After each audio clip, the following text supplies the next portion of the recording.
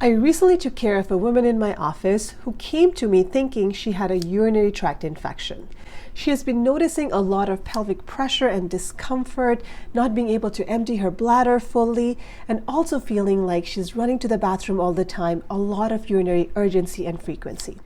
After I did an evaluation, we tested her urine. She did not have a urinary tract infection, but what she did have was something called an anterior vaginal wall prolapse, or more simply known as cystocele or bladder prolapse. Hi everyone, I'm Dr. Nabila Noor, board certified and fellowship trained urogynecologist and a pelvic reconstructive surgeon. And in today's video, we're going to be talking about a very specific kind of pelvic organ prolapse known as cystocele or bladder prolapse. If you're new to the channel and like what you see, don't forget to subscribe and share it with a friend. So let's start with, what is a cystocele? A cystocele, like I mentioned, is a very specific kind of prolapse where the bladder pushes onto the top vaginal wall and causes the top vaginal wall to balloon out through the vaginal canal. When I'm explaining this to my patients in the office, I show them drawings and I talk about the vagina or the vaginal canal being a cylinder. So think of the vagina as a cylinder. The top vaginal wall is known as the anterior vaginal wall, and the bladder sits on top of that vaginal wall. The back vaginal wall of the vagina is known as the posterior vaginal wall, and the rectum sits behind that top vaginal wall. And at the apex of the cylinder is where we have the uterus and the cervix. Now, when we talk about cystocele, which is sitting on that top vaginal wall, the reason a cystocele happens is because of the weakness of that top vaginal wall, and as a result, the bladder is pushing into that top vaginal wall and causing that top vaginal wall to balloon out. And oftentimes patients will actually say that they see a balloon or a ball coming out through the vaginal canal.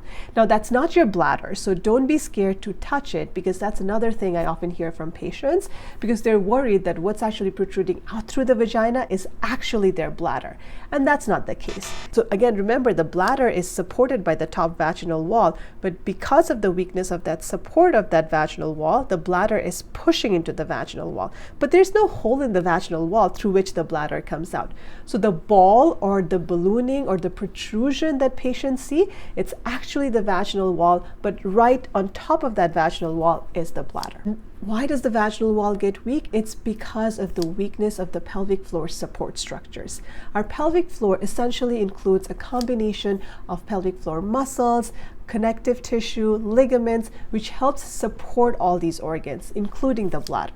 But when these pelvic floor support structures get weak, which could be for a whole host of reasons, things like pregnancy, childbirth, age, menopause, obesity, chronic constipation, chronic cough, or genetics for that matter. Any factors that causes a lot of pressure on that pelvic floor, on that vaginal wall, causes it to protrude out. Symptoms that patients often complain of is that pelvic heaviness, the pressure, the feeling of bulge, something is coming out.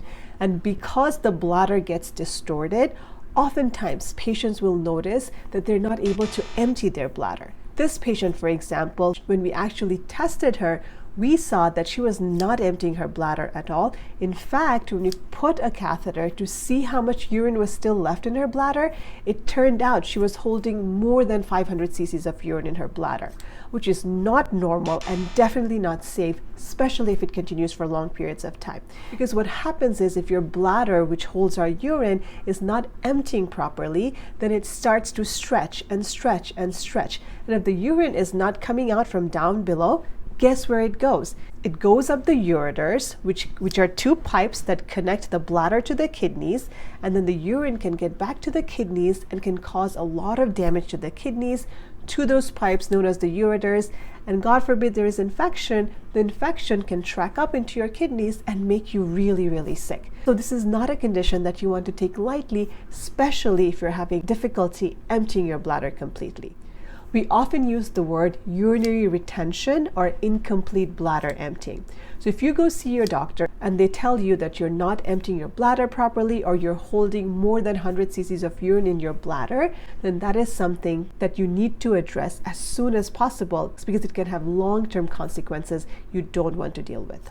The good news is a cystocele or a bladder prolapse is a very easily treatable condition. There are non-surgical treatment options as well as very minimally invasive surgical techniques that can really help improve your symptoms and improve patients' quality of life. Conservative treatments can include doing pelvic floor exercises to help strengthen those pelvic floor muscles so that they can elevate the bladder and support the bladder better. The thing to remember though, just like working out in the gym, pelvic floor exercises take time. So be patient, continue to do the pelvic floor exercises, and over time, which can be almost 3 to 6 months, you will notice some improvement of symptoms. Oftentimes, patients are told to do Kegel exercises, which is a good form of pelvic floor exercise. But the important thing to understand is that you have to know how to do the exercises correctly, make sure you're doing it consistently, and you're utilizing the right muscles. And if you're not sure whether or not you're doing them correctly, that's where working with a pelvic floor physical therapist can be really beneficial, because they can really guide you and help you identify the right muscles so you can get the best outcomes. In addition, there's something called a pessary, which is essentially a vaginal insert. A pessary is a vaginal insert which is usually made up of silicone. They come in different shapes and sizes. Think of it as a modified tampon. And the idea with the pessary is we insert the device into the vagina, and what it does is that it pushes the bulge back, it pushes that vaginal wall back to where it belongs, and as a result can support the bladder, taking away those symptoms of heaviness, pressure, and hopefully letting you empty your bladder properly. Now remember, the pessary is not a fix, because once you take the pessary out, the prolapse comes right back, but it can help your symptoms. Many videos I made that talks about pessary specifically, what it is. I even show examples of it and how we insert it, how we take it out. Make sure you check the video out for more information about pessaries. And of course, last but not least, we have some minimally invasive surgical technique that we can perform to help improve symptoms of prolapse. Specifically for cystocele or bladder prolapse, we can actually do these surgeries vaginally. So you don't even have any incisions in your belly. There's nothing happening up there. Everything is done through the vaginal opening, and most of the incision is inside the vagina, so patients don't even see it.